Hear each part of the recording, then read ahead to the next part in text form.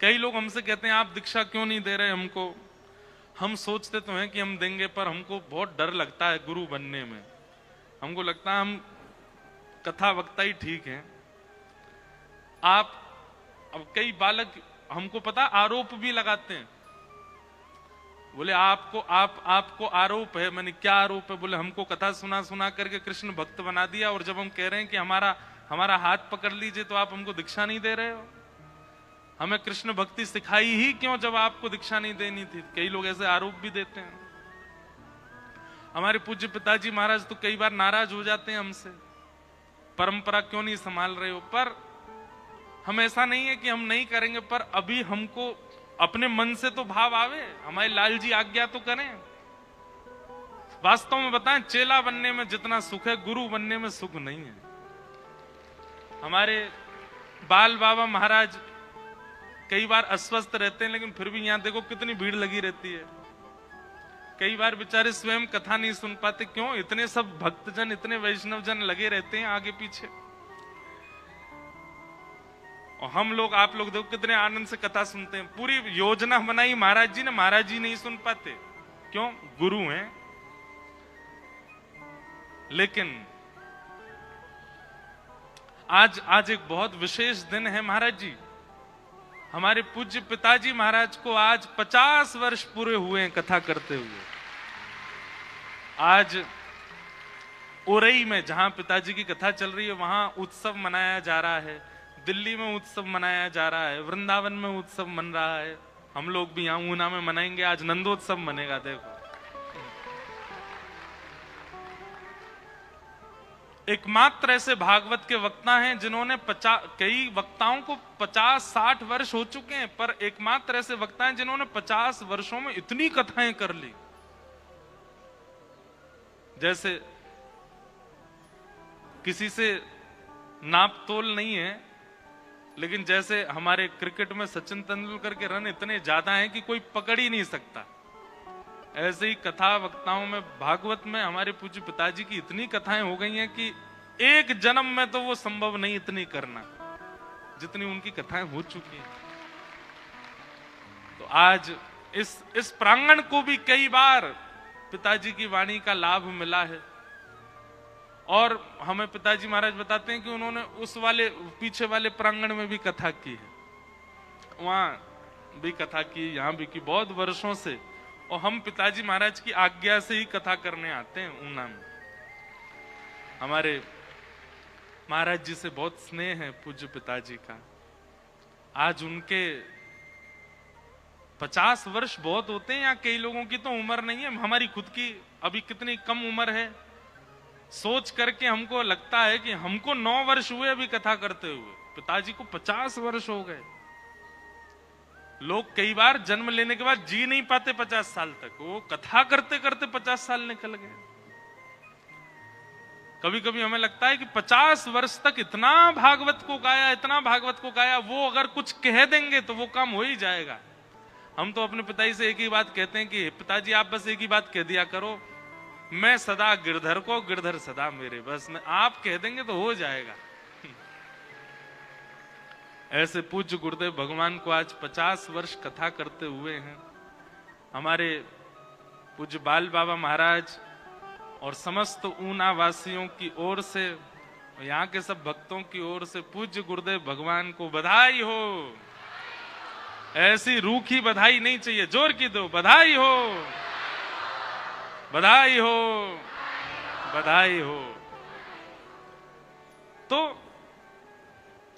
आपके निष्ठा में, आपके संकल्प में, आपके चिंतन में प्रगाढ़ता हो तो गुरु चाहे कहीं हो प्रकट हो जाएंगे सामने, चिंतन में प्रकट हो जाएंगे, स्वप्न में प्रकट हो जाएंगे। ये शाम संस्मरणात् पुंसा।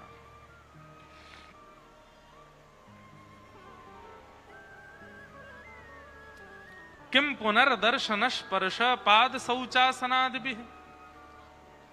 राजा परीक्षित सुखदेव जी से कह रहे हैं कि भगवान आपका स्मरण मात्र पवित्र कर देता है, आप प्रत्यक्ष सामने बैठे हैं, मैं क्या करूं, मैं आपके चरण छू लूं, मैं आपको वंदन कर लूं, उसी से ही मेरा उद्धार हो जाना है। आपका चिंतन घर पर बैठने मात्र करने से पवित्रता आ जाती है। आप सामने बैठे हैं मेरे,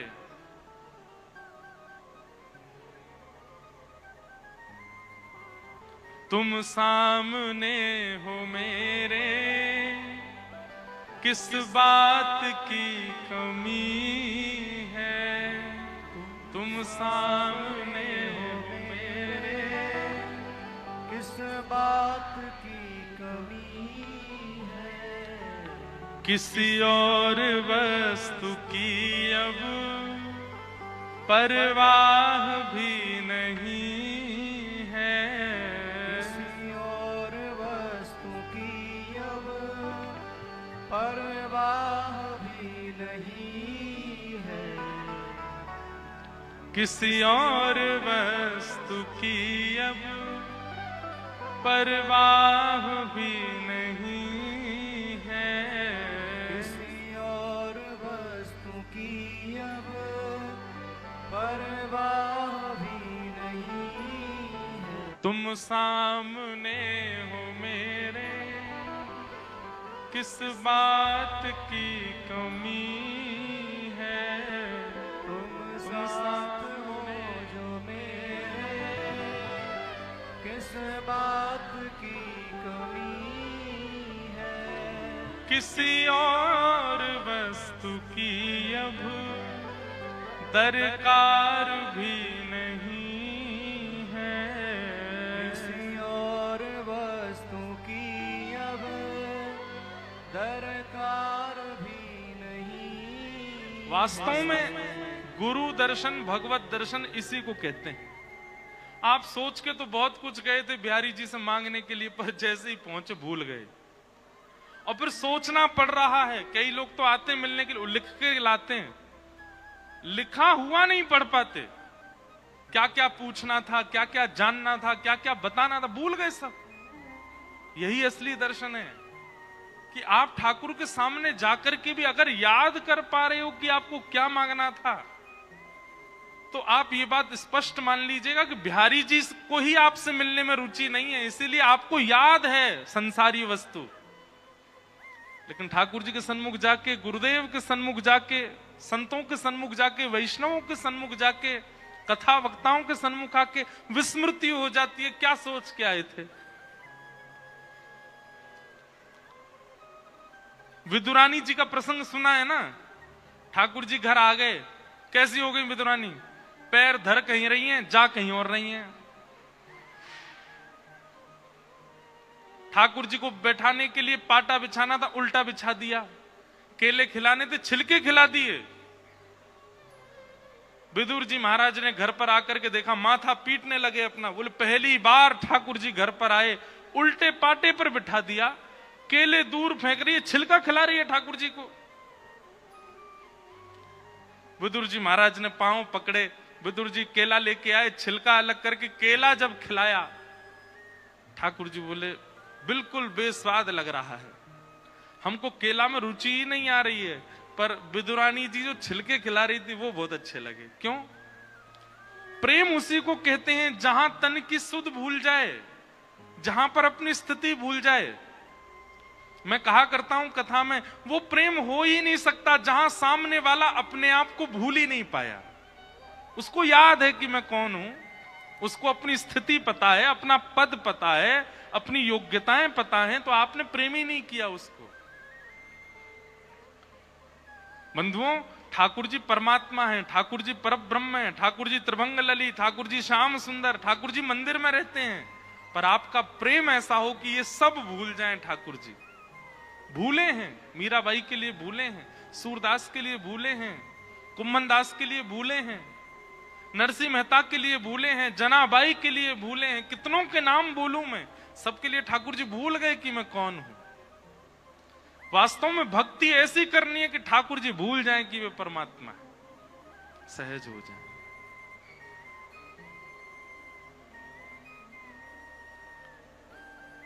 जिन गुरु के सामने जाके, जिन संतों के सन्मुख जाके, जब ठाकुर जी के सन्मुख जाके भी आपको याद है कि आपको क्या कहना है, तो आप शायद उनको रुचि नहीं है आपसे मिलने में, इसलिए आपको याद है, उनको भी रुचि होगी तो आप भूल जाओगे।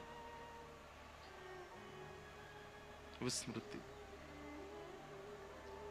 एक भाई मुझसे मिलने पता नहीं कहां से आया, विदेश में, ऑस्ट्रेलिया में एक जगह तस्मानिया, वहां से दौड़ता भागता आया।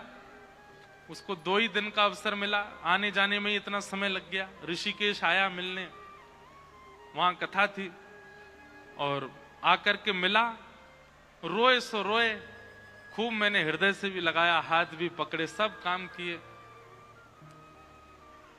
वापस चला गया, वहां जाकर के और रोया। उसके घर वालों ने संपर्क किया, बोले इसके प्राण चले जाएंगे, बात करा दो एक बार। मैंने कहा क्या हो गया?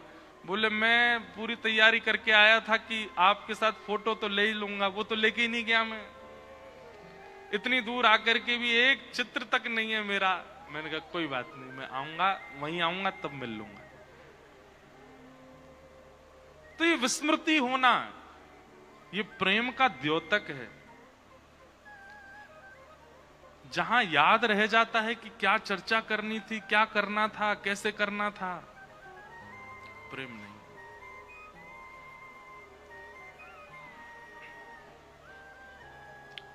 सुखदेव जी महाराज कह रहे हैं, परीक्षित जी कह रहे हैं कि महाराज आप मेरे सामने बैठे हो,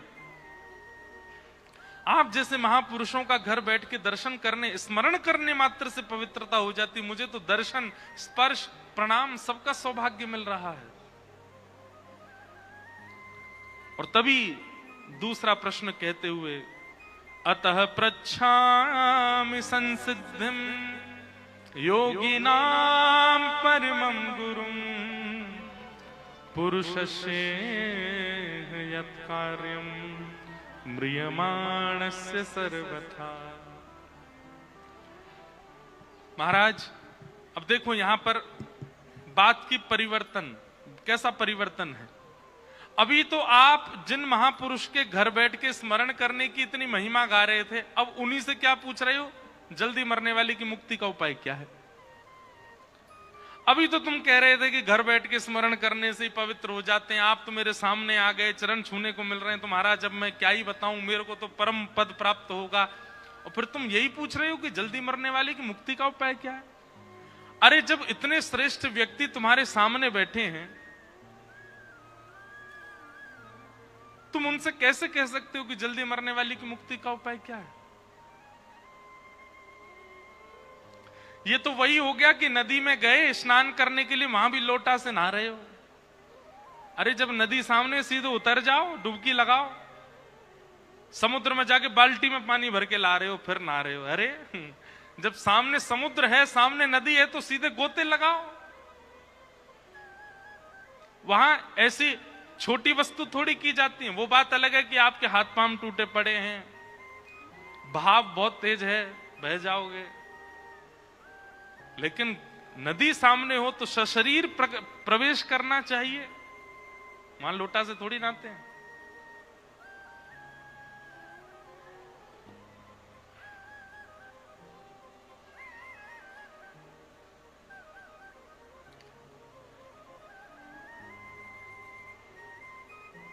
सुखदेव जी महाराज समझ गए, बोले ये प्रश्न तुमने अपने लिए नहीं किया। वरीयानेशते प्रश्न क्रतो लोकहितं नृप आत्मवेद सम्मतः पुंसां श्रोतव्यादिषु यपर। राजन तुमने ये प्रश्न अपने लिए नहीं किया है, क्योंकि तुम तो जानते हो कि महत्पुरुषों के बीच में बैठ करके मुक्ति हो गई, फिर मुक्ति क्यों पूछना। इतने सारे महत्पुरुष तुम्हारे चारों ओर बैठे हैं, तुम कुछ नहीं भी करोगे, केवल बैठे रहोगे तो तुम्हारी मुक्ति संभव है। ये बात तुम जानते हो, लेकिन फिर भी तुम पूछ रहे हो जल्दी मरने वाले की मुक्ति का उपाय क्या। इसका मतलब है ये प्रश्न तुम अपने लिए नहीं कर रहे हो। क्रतो लोक हितम नृप, सब प्राणी मात्र के हित के लिए कर रहे हो। देखिए सदगुरु से, गुरुजनों से वैसे तो कोई संशय होता नहीं है, उनकी उपस्थिति मात्र से सारे संशय दूर हो जाते हैं। पर फिर भी संशय यदि प्रकट करना हो तो एक बात याद रखिएगा, हमारी बहुत ध्यान से सुनिए, कभी भी विद्वत जनों से, संत जनों से अपने निज स्वार्थ का प्रश्न मत कीजिए जिससे आपका कल्याण होता हो। नहीं, कभी अवसर मिल जाए ऐसे महत् पुरुषों से प्रश्न करने का, तो प्रश्न ऐसा कीजिए जिससे अनेकों का कल्याण हो रहा हो। ऐसा प्रश्न विचार कीजिए जिस संकट में अनेक लोग पड़े हैं, उस संकट की निवृत्ति का प्रश्न पूछिए।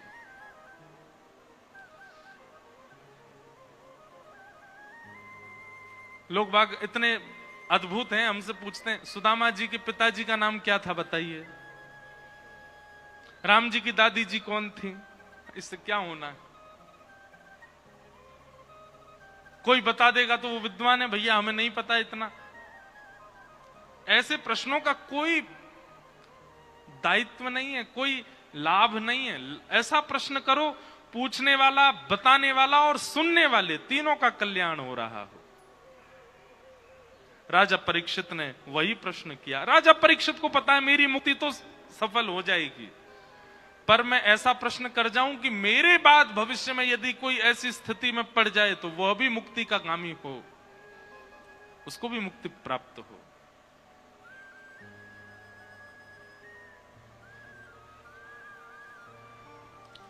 राजा परीक्षित के बात सुनकर के शुकाचार्य जी कहते हैं, योगी नाम नृपनिर्णीतम हरेर नामानुकीर्तनम।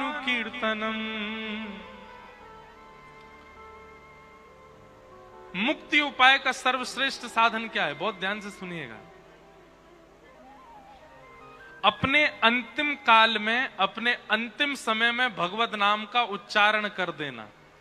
अंतिम श्वास जब निकल रही हो, उस अंतिम श्वास में हरे कृष्ण कृष्ण कृष्ण हरे हरे, हरे राम राम राम हरे हरे, और बस तुरंत प्राण निकल जाएं, मुक्ति निश्चित है। हमारे भागवत आदि शास्त्रों में ऐसा भाव भी है कि यदि व्यक्ति ने जीवन भर पाप किए, जीवन भर दुराचार किया, जीवन भर गलत काम किए, और ऐसे व्यक्ति का भी अगर अंतिम क्षण में भगवान नाम प्रकट हो जाए तो उसके जीवन भर के समस्त कार्य जो है वो शून्य हो जाते हैं, उसको मुक्ति मिल जाती है। फिर उसके जीवन के कार्यों पर नजर नहीं डाली जाती उसने क्या किया। लेकिन आप लोग कहेंगे महाराज जी ये तो बहुत गलत है, जीवन भर किसी ने गलत काम की और अंत में भगवान का नाम ले दिया। यही तो आश्चर्य की बात है, अंत राम कहीं आवत नाही। ऐसा कहते हैं कि व्यक्ति को अपने मृत्यु काल में, जैसे उसकी मृत्यु होने वाली होती है ना, अंतिम के एक क्षण में, 7 क्षण में, 1-2 मिनट में उसको जन्म से लेकर के अब तक की पूरी स्मृति आ जाती है। अगर स्वाभाविक मृत्यु प्राप्त हो रही होगी तो, घटनात्मक मृत्यु में प्राप्त ये सब नहीं होता, पर स्वाभाविक मृत्यु यदि किसी की होती है तो अंतिम क्षण में उसके नेत्र बंद हो जाते हैं, उसको पूरी याद आती है वो पहले बालक था, इस स्कूल में पढ़ने गया था, माँ इसको ऐसे तैयार करती थी, माँ उसके ये सारे मित्र थे, वो घर आकर के ये पाता था, फिर बड़ा होकर के इस यूनिवर्सिटी में पढ़ने गया, इस कॉलेज में गया, वहां ये टीचर थे, वहां उसने ये डिग्री प्राप्त की, इस कन्या से उसका ब्याह हुआ, कन्या से पहला मिलन कैसे हुआ, पहली संतान कहाँ हुई, आदि आदि सारी स्मृतियां उसको आती। बच्चे कैसे बड़े हुए, बच्चे कौन से स्कूल में जाते, अब बच्चों के ब्याह हो गए, बच्चों के भी बच्चे हो गए, सब उसको याद आ जाता है। और अंतिम बार रात्रि में जब वो सोया था उसको वह भी याद आ जाता, कल रात को मैं ऐसे सोया था, और बस इतना सोचते ही उसके प्राण चले जाते। लेकिन उसको सब याद आ जाएगा, पर यह याद नहीं आएगा कि उसने ऊना में कथा सुनी थी, उसको यह याद नहीं आएगा उसने गिरिराज जी की परिक्रमा लगाई थी, उसको यह याद नहीं आएगा कि वो वृंदावन गया था, उसको यह याद नहीं आएगा कि उसने महत् पुरुषों के दर्शन किए, उसको बिहारी जी की स्मृति नहीं होगी, राधा रमन लाल जी याद नहीं आएंगे। मतलब मानो जैसे पूरी जीवन की किताब में से आध्यात्म को किसी ने रबड़ से मिटा दिया, वो याद ही नहीं आएगा उसको। अंत राम कहीं आवत नहीं। भैया अंतिम क्षण में भगवान की स्मृति हो जाए उसी के लिए तो कहते हैं इतना जप करो, इतनी कथा सुनो, इतने आध्यात्म में रहो, इतने ज्यादा भक्ति अनुष्ठान आदि करते रहो कि अंतिम क्षण में इतना किया गया कि उसका थोड़ा तो स्मरण हो, थोड़ा भी स्मरण हो गया तो मुक्ति निश्चित है। कई लोग कहते हैं हम हर साल में 6 बार वृंदावन जाते हैं। बहुत ज्यादा है क्या 6 बार जाना? कई लोग तो वृंदावन में ही हैं, पिछले 60 साल से वृंदावन से बाहर ही नहीं गए। उनको तब भी संशय है कि हमको भगवत प्राप्ति होगी कि नहीं। आपको 6 बार में ही विश्वास है कि भगवान मिल जाएंगे? अंत राम कही आवत नहीं। अंतिम काल में सब याद आ जाएगा आपको, ठाकुर जी याद नहीं आएंगे। अरे कहां तक कहें, आप अगर कथा भी करवा लोगे ना, वो भी याद नहीं आएगा आपको।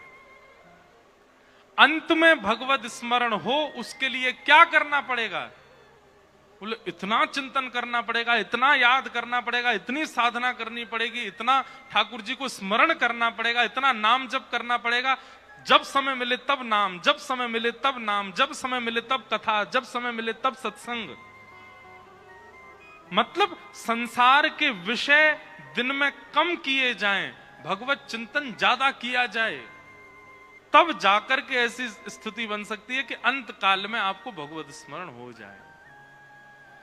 लेकिन हमारा क्या है, पूरे दिन भोग वस्तुओं को भोगते हैं और उसमें समय मिलता है थोड़ा सा, तो उसमें भगवंत स्मरण, सुबह के 5 मिनट ठाकुर जी को, बाकी के पूरे 24 घंटे संसार को। कैसे याद आ जाएंगे भगवान? एक संसार का एक रूल है, जिसको ज्यादा प्रायोरिटी देते हो वही आपके साथ खड़ा रहता है।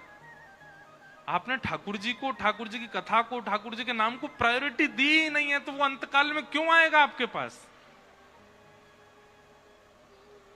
जिन जिन को प्रायोरिटी दी वही याद आएंगे।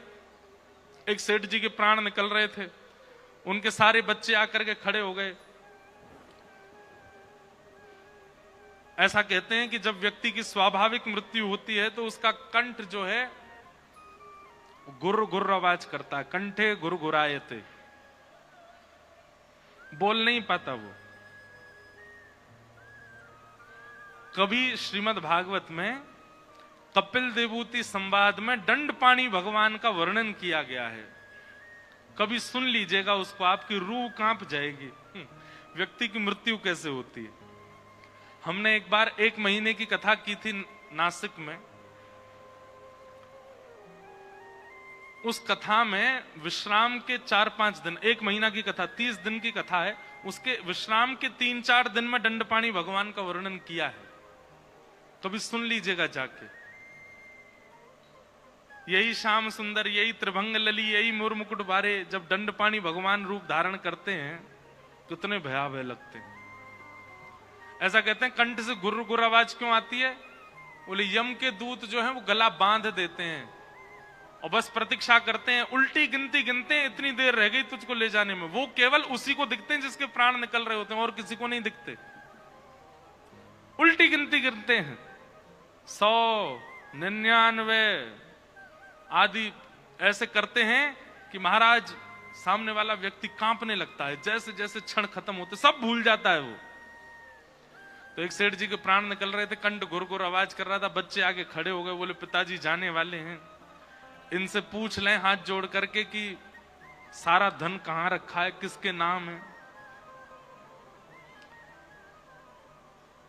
एक वैद्य जी को बुलाया, वैद्य जी बोले बहुत महंगी औषधि है, मैं दे तो दूंगा। बोले कोई बात नहीं, कितनी भी महंगी हो, पिताजी के द्वारा जीवन भर कमाया गया धन तो मिलेगा उसके बदले।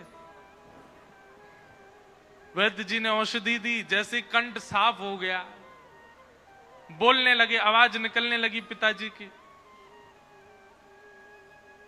बड़ा वाला कहाँ है? पिताजी यहीं खड़ा हूं, आप तो बताइए बस। बीच वाला कहाँ है? बोले मैं भी यहीं खड़ा हूं। छोटा वाला कहाँ है? बोले मैं भी यहीं खड़ा हूं।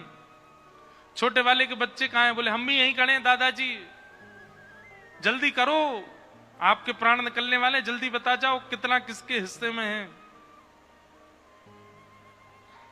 बड़े वाली की बहू कहाँ है? बोले मैं भी यहीं खड़ी हूं, काय को इतने समय निकाल ले हो, जल्दी बोलो।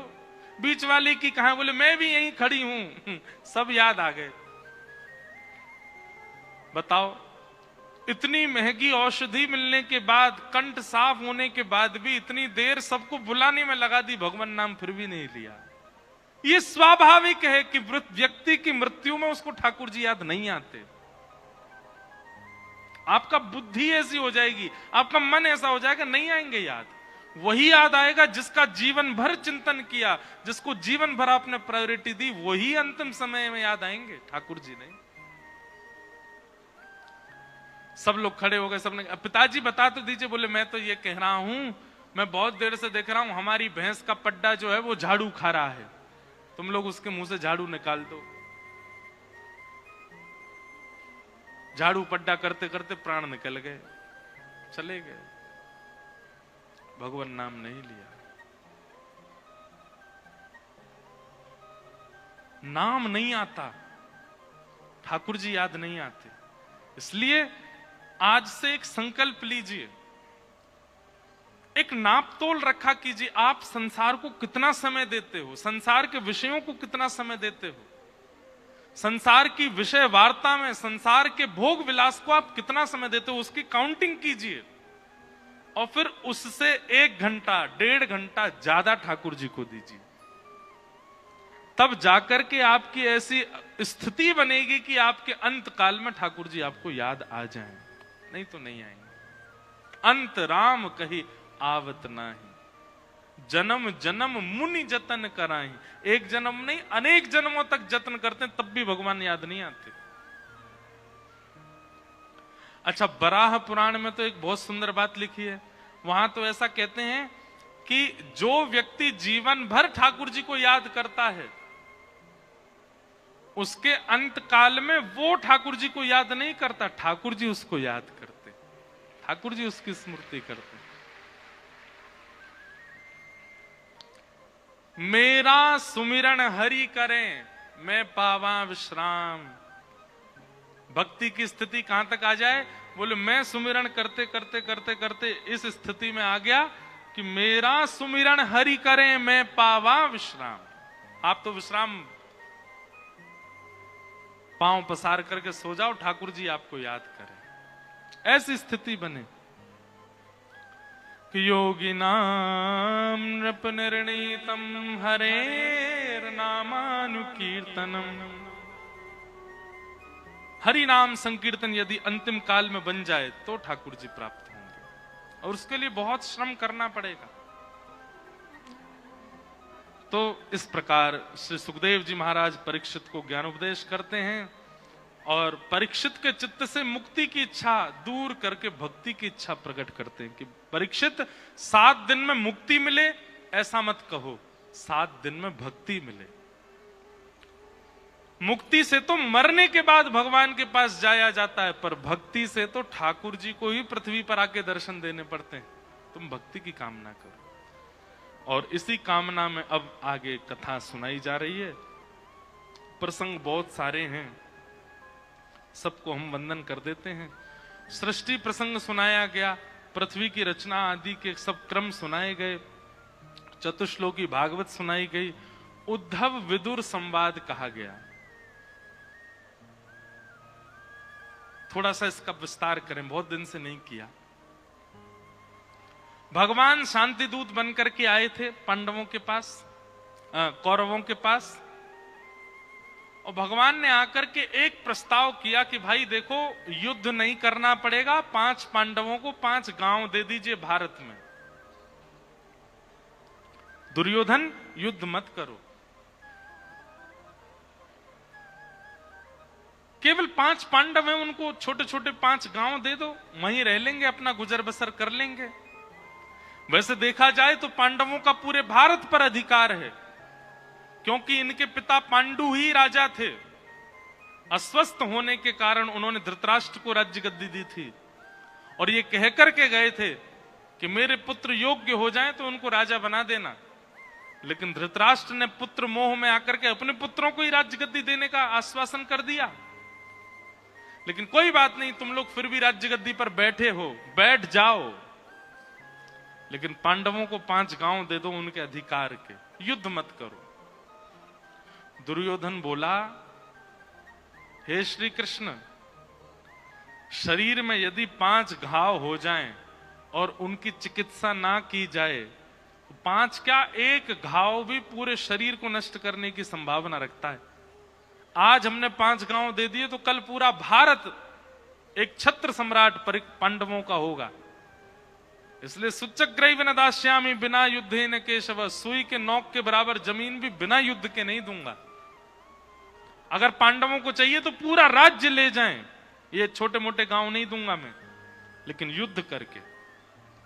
जब भगवान की बात दुर्योधन ने नहीं मानी तो विदुर जी को इस बात से बहुत पीड़ा हुई। विदुर जी महाराज बोले, ठाकुर जी की बात नहीं मानी। जो संत आज्ञा ना मानता हो, मातृ पितृ गुरु आज्ञा ना मानता हो, ठाकुर जी की आज्ञा ना मानता हो, ऐसे का संग कभी मत कीजिए।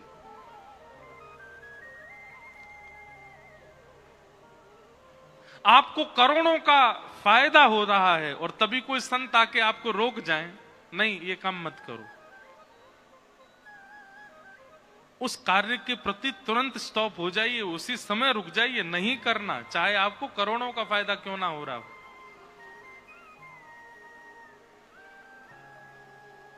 माता पिता गुरु संत यदि कुछ आज्ञा करते हैं तो उनकी आज्ञा में ठाकुर जी ही बैठे होते हैं, उसको माना कीजिए।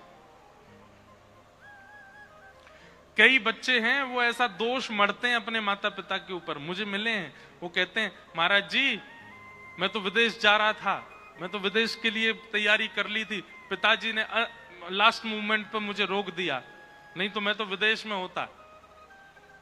एक बात कहें, आप अपनी माता पिता की आज्ञा अगर जबरदस्ती में मान रहे हो तो आपका नाश निश्चित है। नहीं, अगर माता पिता ने किसी कार्य के प्रति, गुरुदेव ने, संतों ने किसी कार्य के प्रति यदि आपको रोका है तो प्रेशराइज होकर के मत रुकिए, प्रसन्न होकर के रुकिए, प्रसन्न होकर के मानिए। प्रसन्न होकर के जब गुरु और माता पिता की आज्ञा मानी जाती है तो उसमें भगवत निवास होता है। आज्ञा गुरुणाम अविचारणीयाम क्रोधापि देवेन वरेण तुल्यम, कितनी सारी बातें हमारे शास्त्रों में कही गई। जब प्रसन्नता पूर्वक कोई अपने माता पिता की आज्ञा, गुरुजनों की आज्ञा मानता है तो उनकी आज्ञा में ठाकुर जी का निवास होता है। और कोई जबरदस्ती मानता है, उसकी इच्छा नहीं है लेकिन माता पिता के कहने से कर रहा है। दशरथ जी ने राम जी से केवल संवाद किया था 14 वर्ष के वनवास के लिए। 14 वर्ष वन राम जी को जाना, किसी का प्रेशर नहीं था। दशरथ जी ने कुछ उनको हठपूर्वक आज्ञा नहीं दी है, केवल निकल गया पिताजी के मुख से। उस आज्ञा को मानने के लिए राम जी वन में चले गए। हमारे संत जन कहते हैं राम जी वन गए इसीलिए बन गए। क्यों? गुरु आज्ञा, पिता आज्ञा, संत आज्ञा। इसलिए एक संकल्प ले लीजिए कि श्रेष्ठ जनों की कही गई बात वो बात नहीं है, वो आज्ञा नहीं है, वो समाधान है। उसको समाधान मान करके पालन कीजिए।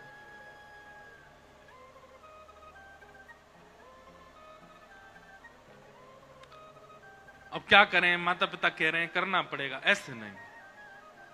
उन्होंने कह दिया, आप विचार नहीं कर सकते, आप उस पर दुखी नहीं हो सकते, आप करिए।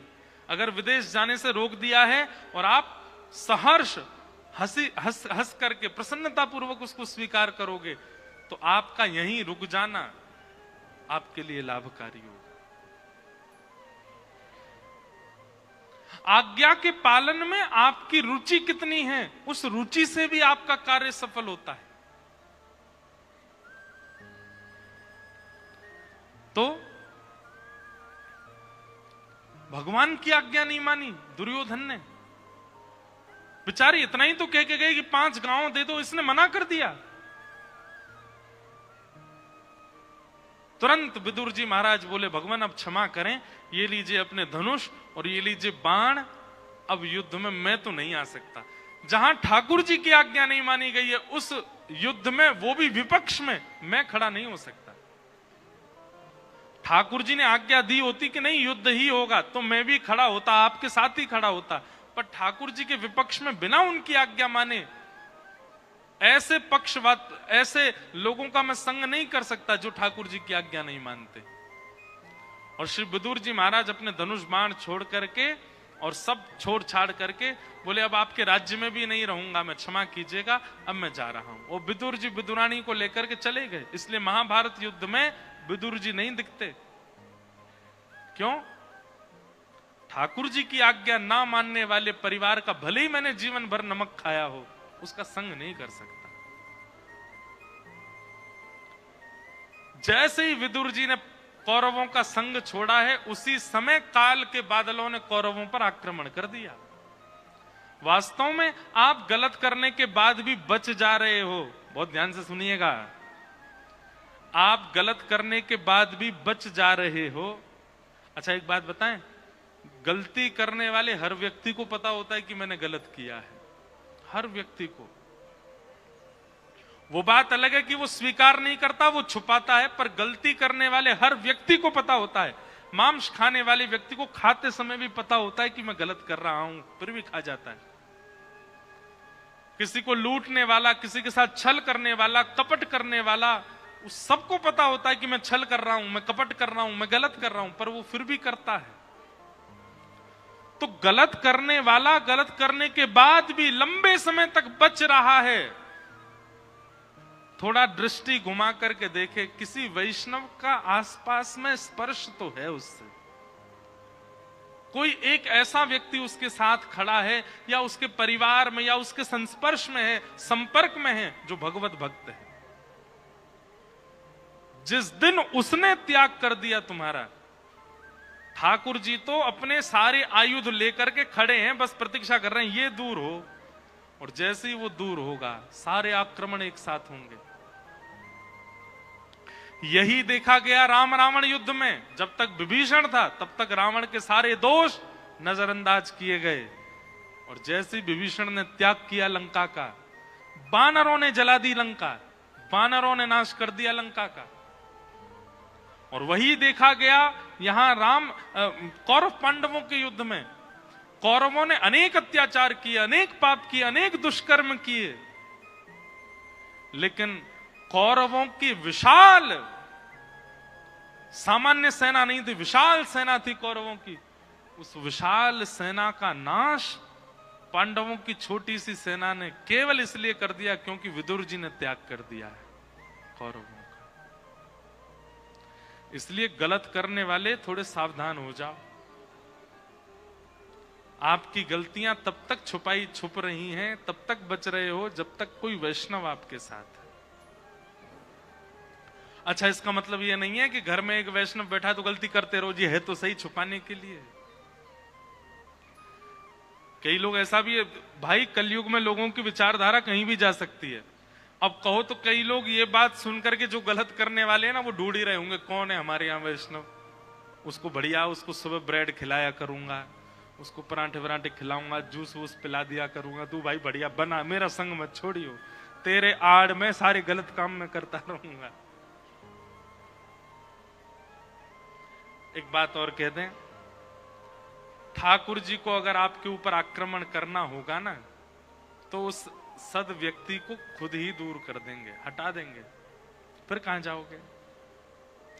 हिरण्यकश्यप को देवताओं ने जाके पूछा भगवान से कि आप हिरण्यकश्यप पर आक्रमण क्यों नहीं करते, वो इतना दुराचार करता है, इतना गलत करता है प्रहलाद जी के साथ। भगवान ने कहा, बोले वो बोलता गलत है, करवाता गलत है, जिस दिन खुद स्पर्श करेगा प्रहलाद का उसी दिन इसकी मृत्यु है।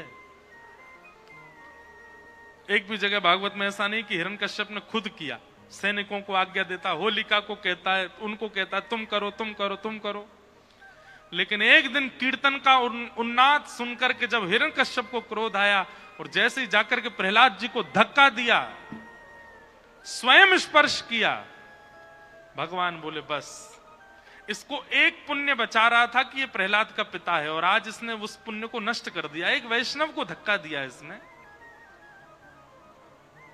अब इसको कोई नहीं बचा पाएगा। उसी दिन हिरण्यकश्यप प्रहलाद प्रकट हो गए और हिरण्यकश्यप का वध कर दिया। तो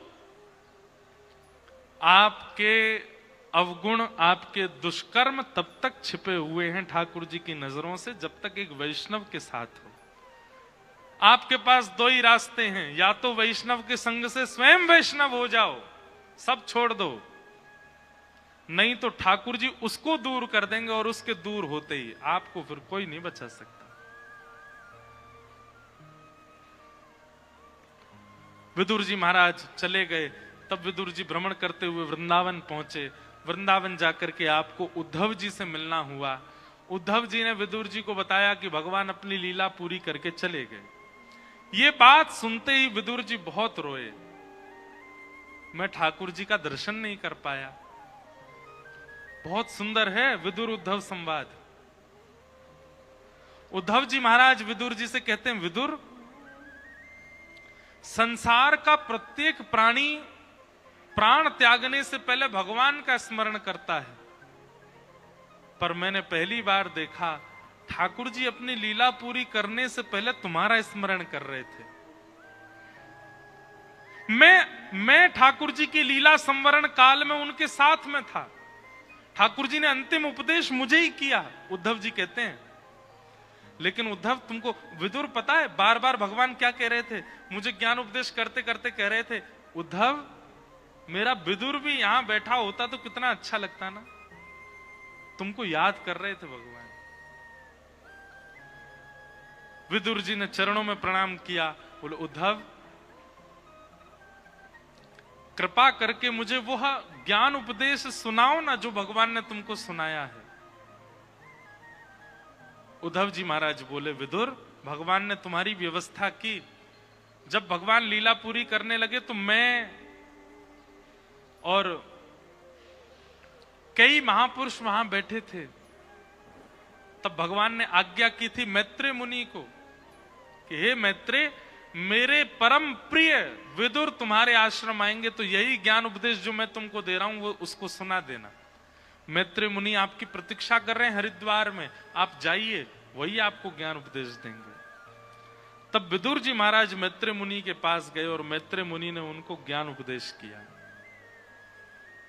प्रश्न कर रहे हैं विदुर जी महाराज कि सुखाय कर्माणि करोति लोको। बहुत सुंदर प्रश्न है, बहुत ध्यान से सुनिएगा। कि सुखाय कर्माणि करोति लोको न ते सुखम वान्यदुपारमं वा विन्देत भूयस्तदैव दुःखं यदत्र युक्तं भगवान् वदेन्न। संसार में हर व्यक्ति सुख की कामना से ही कर्म कर रहा है। चाहे वो रिक्शा चलाने वाला हो, चाहे हवाई जहाज उड़ाने वाला हो, चाहे करोड़ों का टर्नओवर प्रतिदिन करने वाला हो, चाहे 150 रुपए की मजदूरी करने वाला हो, हर व्यक्ति कर्म क्यों करता है? उसको सुख चाहिए। लेकिन चाहे करोड़ों कमाने वाला, चाहे 150 कमाने वाला, सुख किसी को नहीं मिलता। सब कर्म सुख के लिए करते हैं, सुख ही नहीं मिलता है। इसके पीछे आपका नजरिया क्या है? बंधुओं, बहुत ध्यानपूर्वक हमारी बात सुनिएगा। आज कथा का क्रम तो बहुत है, पर हम क्या बताएं, एक जगह रुक जाते हैं तो उसी के विस्तार में ही लग जाते हैं। हर व्यक्ति कर्म क्यों कर रहा है? सुख की प्राप्ति के लिए। पर हमें एक बात आप सब लोग बताइएगा, क्या आप इतनी मेहनत करने के बाद भी सुखी हो? नहीं। हम अपनी बात कह रहे हैं, निजी बात है, बोलनी तो नहीं चाहिए मंच से, पर हम अपनी एक बात कह रहे हैं। किसी समय में हमको ऐसा लगता था कि हे ठाकुर जी, आपकी कथा से एक दिन भी हमको अवकाश नहीं मिले, हम रोज कथा कहते रहे, ऐसी कृपा कर दो हमारे ऊपर। आपकी कथा गाने का अवसर प्रतिदिन मिला करे। और अब वो अवसर आ गया है। हम 22 दिसंबर के घर से निकले और 15 मार्च को घर जाएंगे, तब तक घर जा ही नहीं रहे। लेकिन कभी कभी इतनी कथाएं करते हुए मैं भी उदास हो जाता हूं। रात को इतने दिन हो गए वृंदावन नहीं गए, तटिया स्थान का दर्शन नहीं किया, यमुना जी कैसी बह रही होंगी वृंदावन में, राधा रमन लाल जी में कितने लोग जा रहे होंगे। अब तो कहां तक कहें, लोग वृंदावन होके आते हैं, हमसे आके मिलते, महाराज जी बिहारी जी का प्रसाद, तो हमको उससे चिड़ और रोने लगती है। मैंने कहा हम जन्मे वृंदावन में और जे देखो इसको दर्शन का लाभ मिल गया। कई लोग तो ऐसे हैं वो पिछले 1.5 महीना में हमसे 5 बार मिल चुके हैं और 5 बार वृंदावन होके आ गए और हम जन्म हो लेकर के भी नहीं जा पाए। हम दुखी तो नहीं है, पर कभी कभी ऐसा लगता है कि वृंदावन से तो दूर ही हो गए। पर हां, कभी कभी मन में फिर भाव आता, कोई बात नहीं, वृंदावन से तन से भले ही दूर हो गए, पर जहां जाके कथा करते हैं वहीं वृंदावन प्रकट कर देते हैं। ठाकुर जी की कृपा से यो मत सोचियो कि हम अपनी प्रशंसा कर रहे हैं। कथा जब होती है तो कथा का क्रम ऐसा बन जाता है, इतने सारे संत जन, इतने सारे भक्त जन, इतना पद गान, इतने संगीतों का गान, इतने सुंदर सुंदर भजनों का गान होता है, आप सब झूम करके नृत्य करते हो, लगता ही नहीं है कि वृंदावन नहीं है, अपने आप प्रकट हो जाता है। पर फिर भी कभी कभी कष्ट तो हो जाता है ना, इतने दिन हो गए वृंदावन ही नहीं गए। संसार का कोई भी व्यक्ति वो सुख की कामना के लिए कर्म कर रहा है पर उसको सुख नहीं मिलता। इसका मतलब क्या है? आपने कामना ही गलत की है, सुख की कामना ही मत करो। तो फिर कामना क्या रखें?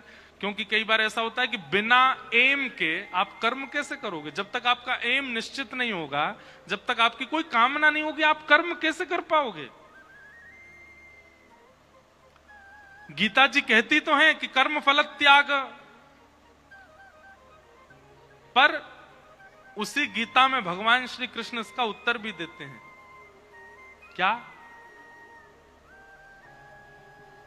सुख की इच्छा से कर्म मत करो, तो शांति की इच्छा से कर्म करो। मुझे शांति मिले, सुख मिले नहीं।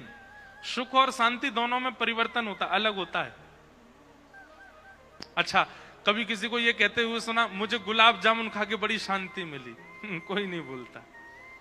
छोले भटूरे खा के मुझे बहुत शांति मिली, सब यही कहते सुख मिला, अच्छा लगा, मजे आ गए।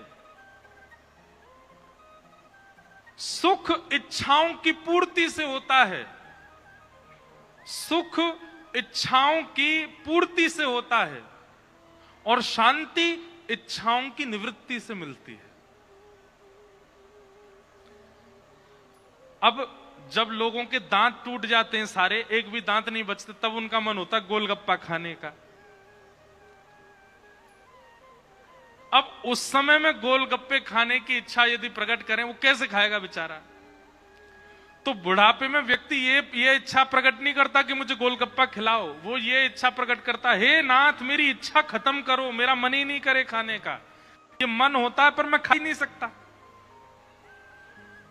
बुढ़ापे में ना करके युवावस्था में इच्छा की निवृत्ति हो जाए तो शांति मिलती है।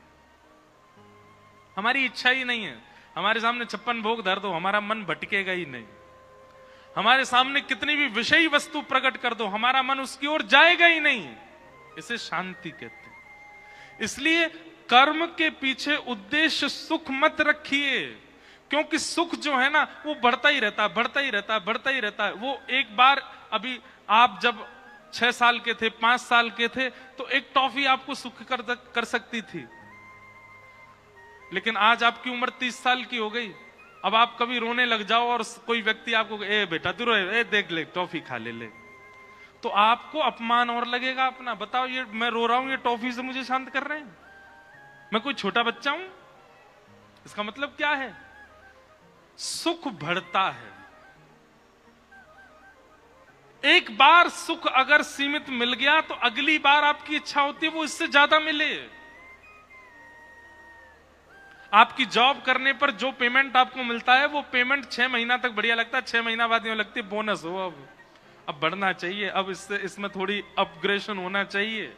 क्यों? क्योंकि सुख की कामना से आप उसको प्राप्त कर रहे हो, पर शांति की कामना से करोगे ना, इच्छा ही नहीं होगी। अगर 1 महीना विलंब से भी पेमेंट आएगा तो भी चल जाएगा, कोई जरूरत नहीं, शांति है, शांति।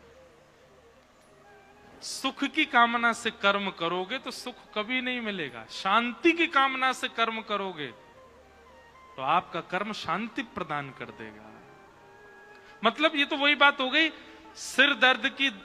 दर्द सिर में हो रहा है और दवाई पेट दर्द की खा रहे हो। पेट दर्द की दवाई से सिर दर्द ठीक होगा? नहीं होगा, सिर दर्द की ही खानी पड़ेगी। ठीक वैसे ही कर्म करने के पीछे शांति का उद्देश्य होना चाहिए, पर उद्देश्य हमने सुख बना रखा है, कैसे मिल जाएगा शांति? विदुर जी महाराज ने कई प्रश्न किए और सब प्रश्नों के उत्तर श्री मैत्रेय मुनि देते हैं, और फिर यहां से मैत्रेय मुनि ही कथा सुनाना प्रारंभ करते हैं। पृथ्वी के सृजन की कथा सुनाई गई। स्वयंभू मनु हुए, स्वयंभू मनु के 3 पुत्री 2 पुत्र हुए। बड़ी पुत्री का नाम आकुति, मझली का देवहूति, छोटी का प्रसूति। देवहूति माता का विवाह कर्दम प्रजापति के साथ में हुआ, कर्दम ऋषि के साथ में हुआ, और कर्दम ऋषि देवहूति माता के यहां भगवान कपिल रूप धारण करके प्रकट हुए। बोलो कपिल भगवान की। भगवान कपिल रूप धारण करके आए और देवहूति माता के अनेक संशयों का समाधान किया। ऐसे कपिल देवहूति संवाद को हम प्रणाम करते हैं। अब हम केवल चरित्रों को प्रणाम मात्र करते हुए चलेंगे। ठाकुर जी का मंगल जन्मोत्सव भी मनाना है। आगे भागवत जी में सती चरित्र सुनाया गया, तत्पश्चात ध्रुव जी की कथा सुनाई। भगवान के परम भक्त श्री ध्रुव जी महाराज, ध्रुव जी कैसे वन में गए कथा सबको पता है। मां की आज्ञा मान करके बाल अवस्था में ही वन में चले गए। इनके गुरु श्री नारद जी ने आकर के 12 मंत्र प्रदान किया, ओम नमो भगवते वासुदेव। इस 12 मंत्र का 5 महीने तक जप किया श्री ध्रुव जी महाराज ने, और 5 महीने अत्यंत कठिनाइयों के साथ जप करना प्रारंभ किया। उसी का फल मिला कि उस मंत्र के प्रभाव से भगवान का एक दिव्य स्वरूप श्री हरि के रूप में गरुण पर विराजमान होकर के शंख चक्र गदा पद्मधारी भगवान श्रीमन नारायण प्रकट होकर के ध्रुव जी को दर्शन दिया।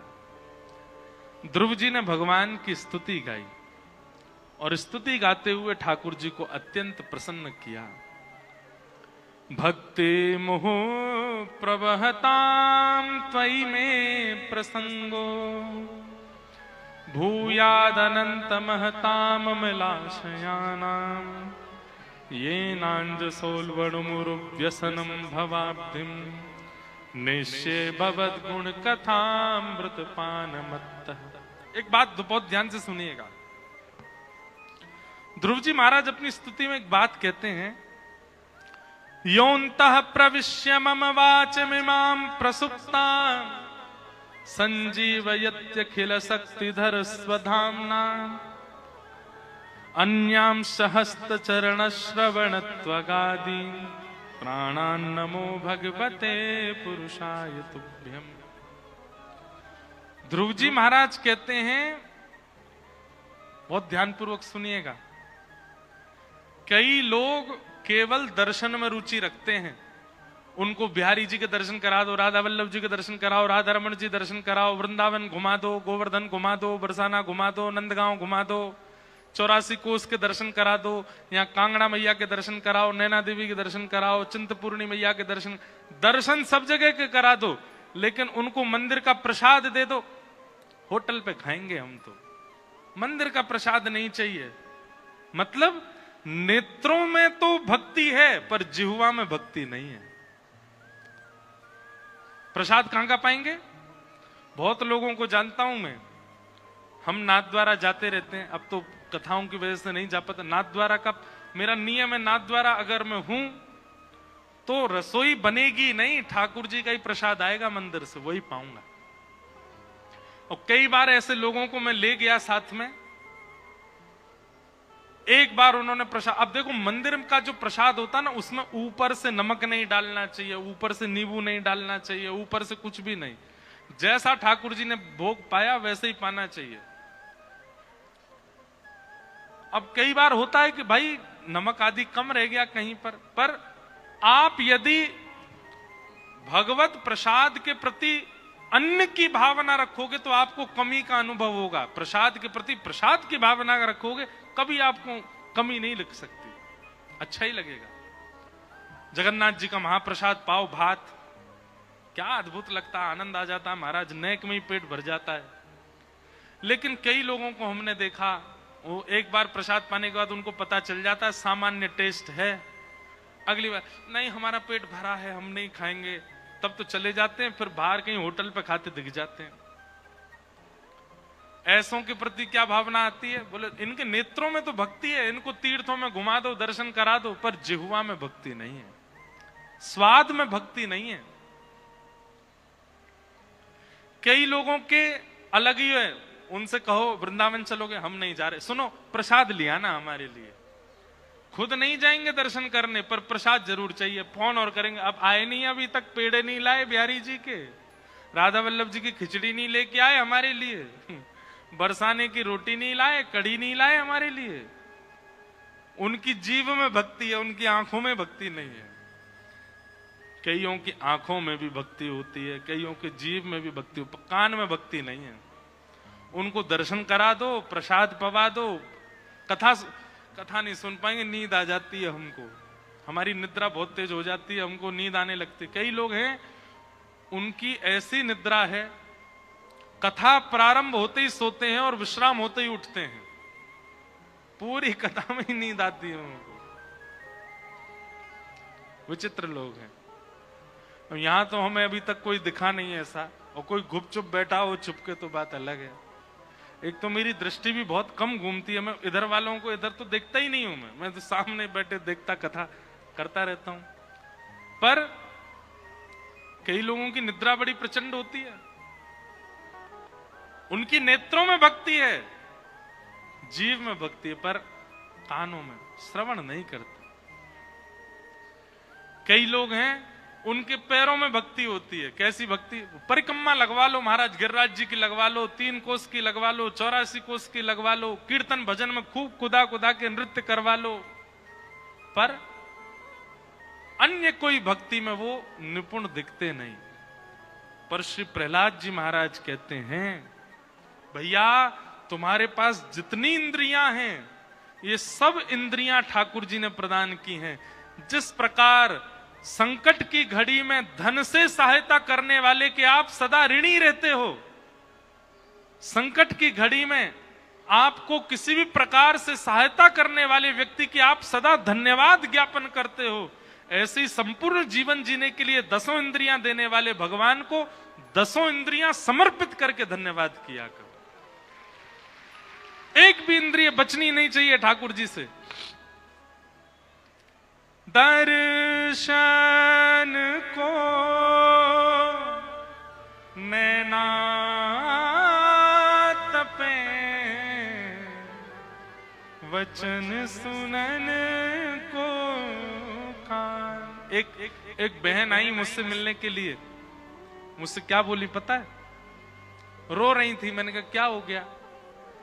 बोली मेरे मन में ये बात आती है कि आप मीठा गाते हो। मैंने कहा तो इसमें रोने की क्या बात है? लाओ सिंदूर खिला दो हमको, गला बैठ जाएगा हमारा, खुश हो जाना। नहीं नहीं इसलिए नहीं रो रही हूं। मैंने कहा तो आप मीठा गाते हो, एक आप सामान्य से एक व्यक्ति हो, इतना मीठा गाते हो, आपको बनाने वाले ठाकुर जी कितना मीठा गाते होंगे। तो मैंने कहा आप रो क्यों रही हो? बोले मैं इसलिए रो रही हूं कि आप सुनने को मिल गए, इतने लोग सुनने को मिल गए, कभी ठाकुर जी के स्वर सुनाई देंगे कि नहीं? बताओ। ऐसी भी लोगों की यहां तक भी चिंतन करते हैं लोग। हमारी एक भी इंद्रिय, श्री डोंगरी जी महाराज अपनी कथा में कहते थे, अगर एक भी इंद्रिय ठाकुर जी की सेवा से वंचित है, लिखवा लीजिएगा, उसी इंद्रिय से आप पाप करने लग जाओगे।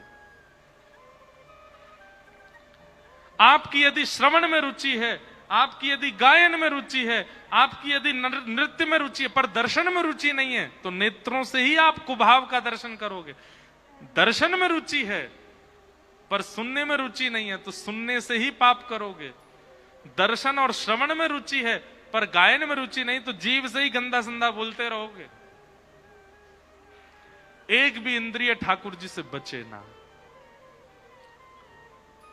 गोवर्धन वासी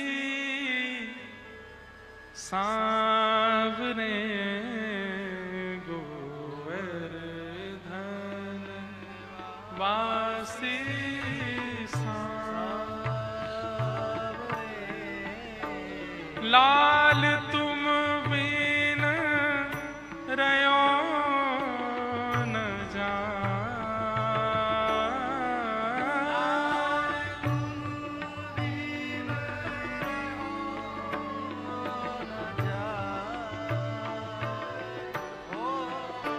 लाल तुम बिन रयो न जाय रे, गोवर्धन वासी सांवरे, गोवर्धन वासी सांवरे, दर्शन को नैना तपे, वचन सुनन को कान। ओ दर्शन को नैना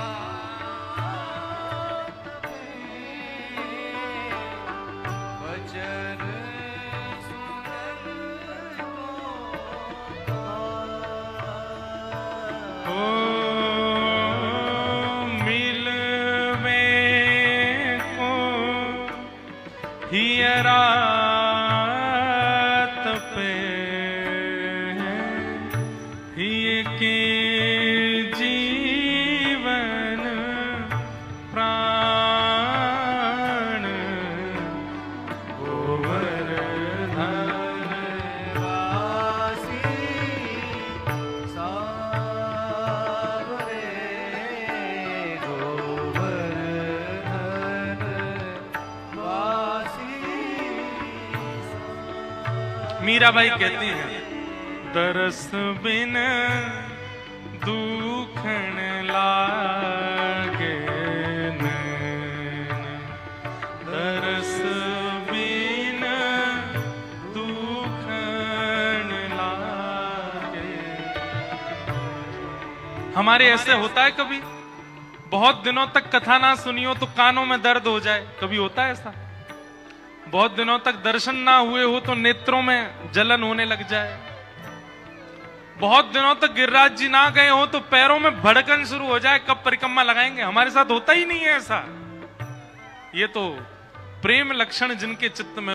भगवान के परम भक्त श्री वृत्रासुर जी का चरित्र सुनाया गया, नारायण कवच का सुंदर उल्लेख किया गया, वृत्रासुर के पूर्व जन्म की कथा सुनाई गई, प्रहलाद चरित्र सुनाया, जहां हिरण्यकश्यप के यहाँ प्रहलाद जी का प्रादुर्भाव। हम सबको प्रणाम मात्र कर रहे हैं अभी, क्योंकि विस्तार, फिर हम तो विस्तार में कहीं से कहीं चले जाते हैं, इसलिए केवल सबको वंदन कर रहे हैं।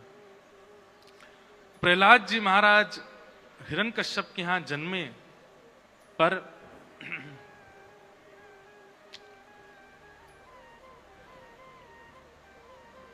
हम एक बात कहते हैं, कई लोग ना हमसे आके ऐसे कहते हैं, बोले महाराज जी हम भक्ति कैसे करें? मैंने क्यों नहीं कर सकते? वातावरण नहीं है। हमारे कॉलेज के बच्चे ऐसे हैं, हमारे दफ्तर ऑफिस के लोग ऐसे हैं, हमारे घर के लोग ऐसे हैं, सबको आप लोग निशाना साध करके और बचने का प्रयास करते हो भक्ति से। सबसे ज्यादा शिकायत तो फिर प्रहलाद जी की होनी चाहिए। प्रहलाद जी के तो माता पिता ही भक्त नहीं थे, प्रहलाद जी के तो भाई बांधव कोई भी भक्त नहीं था। संपूर्ण प्रहलाद जी के राज्य में एकमात्र अकेले भक्त प्रहलाद। एक भी जगह अनुकूलता नहीं, रसोई अनुकूल नहीं थी प्रहलाद जी की, विद्यालय अनुकूल नहीं था, मित्र अनुकूल नहीं थे, रिश्तेदार अनुकूल नहीं थे, माता पिता अनुकूल नहीं थे, भाई बांधव अनुकूल नहीं थे। प्रहलाद जी का अनुकूल कौन था? कोई भी नहीं।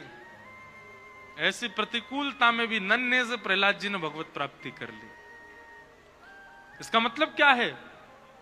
जो बहाने लगाते हैं, साधन ना करने के, भक्ति ना करने के बहाने लगाते हैं।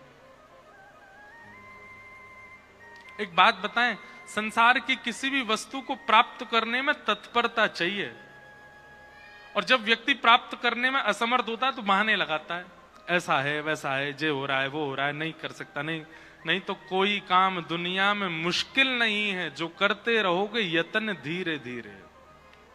कोई भी मुश्किल बात नहीं। प्रहलाद जी महाराज राक्षस कुल में आकर के भगवत प्राप्ति कर सकते हैं। हमारे आपके लिए तो इतनी प्रतिकूलता नहीं है। ऐसा तो हो ही नहीं सकता कि एक वैष्णव आपके संपर्क में ना हो।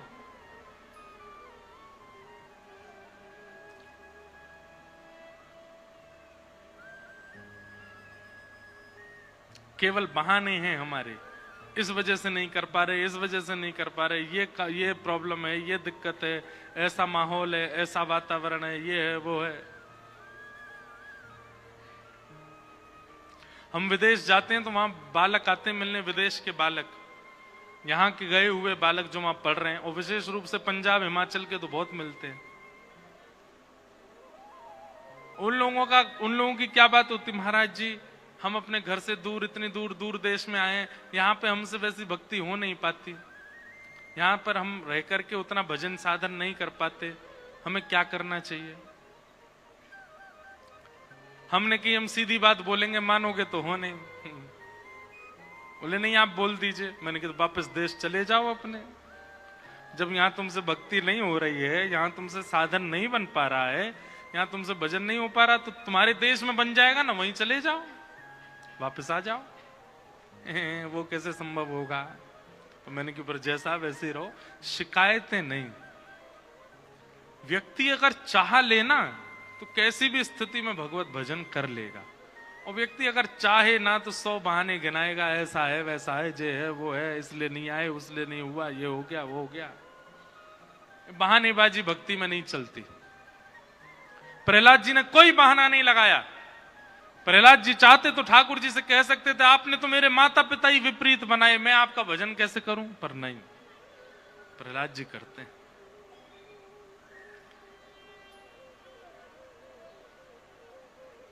कि दंता गजानाम कुलिशाग्रनिष्ठुर शीर्णायते तेन बलम ममैतत् महाविपत्ताप विनाशनोयम जनार्दनानुस्मरणानुभाव। बड़े बड़े हाथियों के दांत चूर चूर हो गए, बड़े बड़े विषैले सर्पों के विष काम नहीं कर पा रहे हैं, पहाड़ों से फेंक दिया, सब प्रकार से प्रयास कर लिए, पर प्रहलाद जी का कोई बाल बांका नहीं कर पाया। क्यों? जनार्दनानुस्मरणानुभाव। जनार्दन भगवान का स्मरण 24 घंटे उनके चित्त में बना रहता है, इसलिए। हमारे गौड़िया वैष्णव संप्रदाय में हरिदास ठाकुर हुए।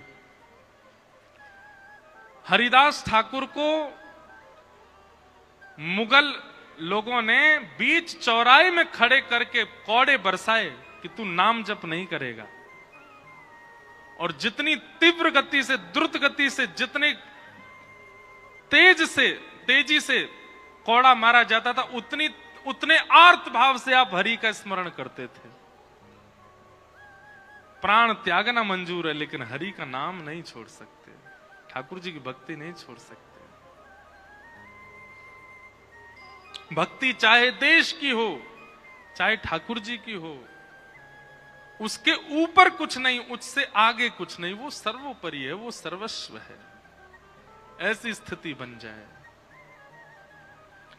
प्रहलाद जी महाराज ने सब प्रकार के दुर्भावों को सहन किया। अंत तो गत्वा हिरण्यकश्यप ने आकर के खंभ भेदन किया।